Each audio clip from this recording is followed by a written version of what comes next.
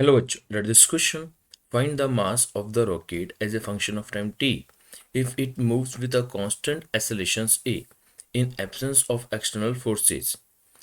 In absence of external forces, the gas escaped with a constant velocity u related to the rocket and its mass initially was m naught. आइए बेटा हम इस question का solution करते हैं। हमें बोला जा रहा है कि यहाँ पे एक रॉकेट है और इस रॉकेट के अंदर गैसेस फिल की हुई है बेटा, बहुत सारी की गैसेस फिल कर रखी है। जिस का मास जो हम देख रहे हैं, मास जो है इनिशियली जो मास है बेटा, रॉकेट का इनिशियली मास एम नॉट है। इनिशियली मास का मतलब होता है टी बराबर जीरो पे आपका इनिशियली मास एम नॉट है। जब रॉकेट आपका ऊपर की तरफ एसलेट होता है with constant acceleration a meter per second square से, जो एसलेशन है ऊपर की तरफ वो कैसा है, आपका कांस्टेंट एसलेशन है। तो उस टाइम पे जब ऊपर जा रहा है तो इससे क्या होता है, रॉकेट की केसेस में क्या होता है, गैसेस बाहर एस्केप करती है एग्जॉस्ट की फॉर्म में बेटा। तो उसकी वजह से इसका एक्शन होता है तो इसको एक अपथ्रस्ट फोर्स मिलता है, रिएक्शन फोर्स मिलता है। तो जो अपथ्रस्ट फोर्स मिलता है जिसकी वजह से रॉकेट क्या होता है, ऊपर की तरफ मूव करता है। तो गैसेस जब बाहर जो स्केप करती है तो उसका क्या होता है, मास पर यूनिट टाइम डिक्रीज होता है, DM by d T mass होता है, गैसेस का डिक्रीज होता चला जाता है। तो उसकी वजह से इसको जो एक रिलेटिव वेलोसिटी मिलती है, रॉकेट की जो रिलेटिव वेलोसिटी दी गई है, कि हमें दी गई है velocity of escape, velocity of gas with respect to rocket rocket के रेस्पेक्ट में जो गैसेस का वेलोसिटी हमें दिया गया है, विथ रेस्पेक्ट टू रॉकेट हमें गैसेस का वेलोसिटी दिया गया बेटा, यू दिया गया है बेटा। तो अगर वो यू वेलोसिटी दिया गया है तो फ्रॉम न्यूटन सेकेंड लॉ अगर हम बात करें फ्रॉम न्यूटन सेकेंड लॉ बेटा, तो न्यूटन सेकेंड लॉ क्या कहता है कि जो फोर्स लगता है किसी भी ऑब्जेक्ट पे, जब इसका मास कंटिन्यूसली चेंज होता है तो फोर्स का फॉर्मूला होता है v d M by d t बेटा। और मास कंटिन्यूसली क्या हो रहा है, डिक्रीज हो रहा है, तो फोर्स कैसा हो गया, तो अपोजिट डायरेक्शन में तो force minus v d by d t लिख देंगे बेटा। और माइनस यहाँ पे वी क्या हो जाएगा, यहाँ पे रेडियल वेलोसिटी जो कि यू है बेटा, और d M by d t हो जाता है बेटा।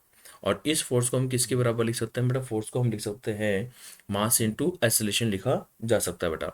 तो फोर्स को हमने मास इंटू एक्सेलरेशन लिख दिया, और एक्सेलरेशन यहाँ पर क्या है, एक कांस्टेंट एक्सेलरेशन है। तो अगर मुझे यहाँ पे मास कैलकुलेट करना है तो मैं यहाँ पे इस इक्वेशन क्या लिख सकता हूँ, देखिए मैं यहाँ पे इसको लिख सकता हूँ कि minus D M by d t है ना, और d M by d t, और वहाँ पे लिख सकता हूँ बेटा इसको यू अपॉन, वहाँ पे इसको लिखा जा सकता है बेटा कि एम इंटू ए आपका एसोलेशन था। तो एसोलेशन के नीचे आपके पास यहाँ पे वेलोसिटी लिखी जा सकती है बेटा। यहाँ पे एम इंटू ए तो मास था, एम इंटू ए एसोलेशन था, और ए यहाँ पे वेलोसिटी को नीचे ले आया बेटा। अगर बेटा मैं यहाँ पे ए बाई यू के साथ डी टी को ले जाता हूँ और मास के नीचे मास को लिख दूँ बेटा, minus D M by M, mass के नीचे मास को मैंने लिख दिया। अब अगर मैं लिमिट लगाता हूँ तो टी बराबर जीरो पर इनिशियली मास कितना था, एम नॉट था, और किसी टी टाइम पर मास कितना हो जाएगा, एम हो जाता है। तो अगर हम इंटीग्रेशन करते हैं तो हम जानते हैं कि वन बाई एक्स का जो इंटीग्रेशन होता है वो हमेशा लॉग एक्स होता है, एल एन एक्स होता है। ये वन बाई एक्स का इंटीग्रेशन का फॉर्मूला होता है जो हमें याद होना चाहिए बेटा।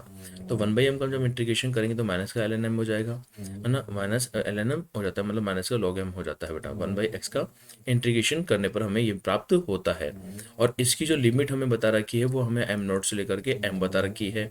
और यहाँ पे इंटीग्रेशन करने पर क्या आ जाएगा, a by you into t आ जाता है। तो अगर माइनस को बाहर निकाल दें तो हम यहाँ पे पहले एक लॉग में एम रखेंगे और एक बार लॉग में क्या रखेंगे, एम नॉट रखेंगे। और यहाँ क्या आ जाएगा, a by you into t आ जाता है बेटा। तो यहाँ पे क्या बन गया, log m minus log n बन जाता है।